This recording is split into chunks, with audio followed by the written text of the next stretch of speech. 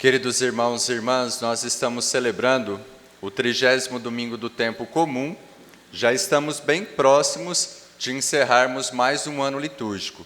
É sempre bom lembrar que o ano litúrgico na vida da igreja, ele não começa como o ano civil, no dia 1º de janeiro. Ele começa no primeiro domingo do Advento. Então, o tempo comum termina com a solenidade de Cristo Rei, que seria o 34º domingo do tempo comum. E quando nós iniciamos o Advento, nós iniciamos um novo ano litúrgico. Durante esse ano litúrgico B, na maioria dos evangelhos dominicais, nós caminhamos pelo Evangelho de São Marcos. E existe uma pedagogia no Evangelho de São Marcos. Eu já dizia isso em algumas homilias passadas. À medida que o Evangelho de Marcos ele vai avançando capítulo por capítulo, Marcos vai fazendo uma caminhada geográfica, mostrando que Jesus vai caminhando para Jerusalém, onde ele teria o seu destino final, a sua paixão, a sua crucificação. E à medida que Marcos vai fazendo uma caminhada geográfica, ele também faz uma caminhada espiritual. Porque à medida que Jesus caminha para Jerusalém com os seus apóstolos e com o povo que o acompanhava, ele ia catequizando esse povo. E no evangelho de hoje, nós estamos no final do capítulo 10 de São Marcos. Jesus está caminhando para Jerusalém. E o evangelho de hoje começa dizendo que Jesus, caminhando para Jerusalém, ele passou por Jericó e saiu de Jericó seguindo para Jerusalém. Jericó, desde o Antigo Testamento, era uma cidade muito importante. E no caminho para Jerusalém, era praticamente uma passagem obrigatória. Quem caminhava para Jerusalém, geralmente passava por Jericó, que era uma cidade importante e que estava no caminho para Jerusalém. Então o evangelho de hoje diz que Jesus, saindo de Jericó com os seus apóstolos e com os seus discípulos, ele se encontra com um homem chamado Bartimeu. São Marcos já coloca o significado do nome Bartimeu, significa filho de Timeu. Esse prefixo bar significa filho. E naquela época era comum, se colocava um nome e antes o prefixo. Então Jesus poderia ser chamado de Bar José, filho de José. Então Bartimeu, o evangelho já diz, filho de Timeu. E esse homem Bartimeu, que estava à beira do caminho, sentado, que estava com o seu manto, ele era cego, ou seja, ele tinha uma limitação física. Toda pessoa que naquela época possuía uma limitação física, ela sofria duas exclusões. Primeiro, uma exclusão religiosa. Para a tradição judaica, e principalmente para os mais rigorosos, ter uma limitação física significava que isso era consequência do pecado, ou do pecado dos pais, ou do pecado da própria pessoa. Imaginem Bartimeu, que tinha uma limitação física porque não conseguia ver. Ele não conseguia ir ao templo, ele não conseguia ler a lei, ele não tinha contato com a lei, ele não tinha vida independente, então ele sempre dependia de alguém para ir para algum lugar, porque não enxergava. Então Bartimeu sofria uma exclusão religiosa pela sua limitação física e sofria também uma exclusão social. Alguém que tinha uma limitação física naquela época era alguém excluída socialmente. Muitas pessoas desprezavam alguém que tinha uma limitação. Jesus sai de Jericó, caminhando para Jerusalém, e vê esse homem que estava à beira do caminho, sentado, com o seu manto, que era praticamente o que ele tinha, e certamente Bartimeu ouviu dizer que esse homem Jesus tinha uma missão importante, que esse homem Jesus era o Messias que o povo de Israel esperava. E quando Bartimeu percebe que Jesus está passando, ele fala: filho de Davi, tem piedade de mim, e foi repreendido. Olha a exclusão que ele sofria. Mas Jesus pedem que tragam, que chamem Bartimeu para perto dele. E Jesus cura a cegueira daquele homem. Por que Jesus curou a cegueira de Bartimeu? Ele fez uma cura física. Foi um sinal físico, foi um milagre. Mas ao curar a cegueira de Bartimeu, Jesus estava fazendo com que Bartimeu abrisse os olhos para a fé. Por isso que o Evangelho termina dizendo que ao ser curado, Bartimeu, ele começa a seguir Jesus. Muitos de nós, eu acho que ninguém aqui, nós não temos essa limitação física. Só que muitas vezes nós temos uma cegueira espiritual. Muitas vezes Deus está nos mostrando algo, a coisa está ali, um acontecimento da vida, alguma coisa que está nos ensinando, e nós não enxergamos. Não é uma cegueira física, não é uma limitação física, mas é uma limitação espiritual. Já ouviram aquela frase? O pior cego é aquele que não quer ver? Tem coisa que está ali na nossa frente, está na frente da pessoa, está se mostrando, está se revelando. A pessoa não quer enxergar. E Jesus precisa curar a nossa cegueira espiritual, porque curando a nossa cegueira espiritual, abrindo os nossos olhos para a fé, nós caminhamos na fé. Gente, a fé é um dom que nós recebemos no batismo. Todos nós, quando fomos batizados, se éramos crianças, se éramos adultos, todos nós recebemos o dom da fé. Foi um dom que Deus colocou dentro de nós. Eu fui batizado, eu lembro a data do meu batismo, dia 7 de abril de 1996. Ali, mesmo eu não tendo consciência, mas pelos meus pais e pelos meus padrinhos que me apresentaram à igreja, eu recebi o dom da fé. E o catecismo da igreja, que é o ensinamento oficial da igreja, quando fala sobre a fé, logo no início do catecismo, fala que a fé é um dom de Deus, um dom que Deus coloca em nós no batismo. Mas se nós não cultivamos a fé, se nós não exercemos a fé, ou a nossa fé pode ser contaminada, ou nós podemos perder a fé. Quando a nossa fé é colocada à prova e nós não estamos enraizados, nós podemos perder a fé.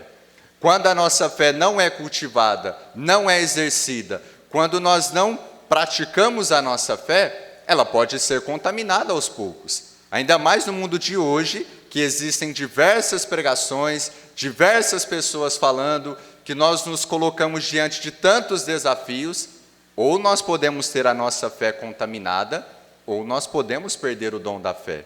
Por isso que nós precisamos exercer a nossa fé católica, a fé que recebemos de Deus na igreja, na Eucaristia, buscando os sacramentos, buscando a palavra, na devoção mariana, na devoção aos santos. É assim que nós exercemos a fé, para que nós não a percamos.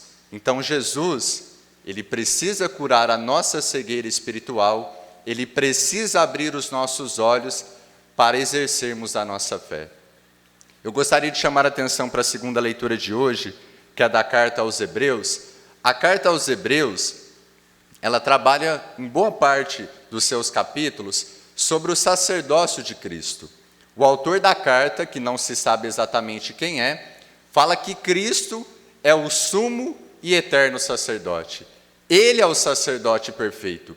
E todos aqueles que são constituídos sacerdotes na igreja são sacerdotes segundo a imagem de Cristo. Participam do sacerdócio de Cristo. E a leitura de hoje começa dizendo, da carta aos Hebreus: todo sumo sacerdote é tirado do meio do povo e instituído em favor do povo. Mas esse sacerdote é constituído de fraqueza. Ele também tem pecados. Ele está diante do povo, ele está oferecendo sacrifícios pelos pecados do povo e também pelos seus pecados. Por isso, gente, que o sacerdócio católico dentro da igreja, nós que somos chamados a esse ministério, que é grandioso. Pelo meu ministério, eu posso perdoar os pecados. Pelo meu ministério, a Eucaristia vem até nós. Pelo meu ministério, muitos são inseridos na igreja pelo batismo. Pelo meu ministério, pessoas são unidas pelo sacramento do matrimônio. Isso é grandioso.